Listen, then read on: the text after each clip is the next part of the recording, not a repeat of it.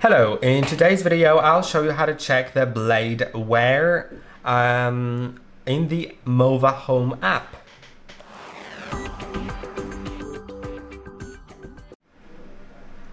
To check it, you will need to click on the robot, like so.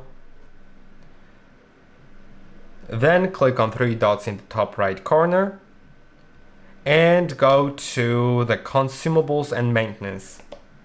Now it'll show you blades, and in my case I haven't used the new blades yet, so it says 100%, which means it's not used yet, and it says 100 hours of usage left. After 100 users, they should after 100 hours they should be replaced, so you should click on them and select I've replaced the blades after you physically replace them.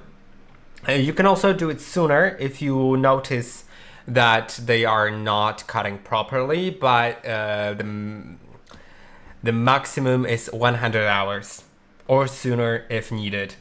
And robot maintenance, which is cleaning, it'll also show you how long until the next cleaning. And once you clean it, you can click on I've maintained the robot, so it resets the timer and then reminds you, but you can also do it sooner in case it's needed.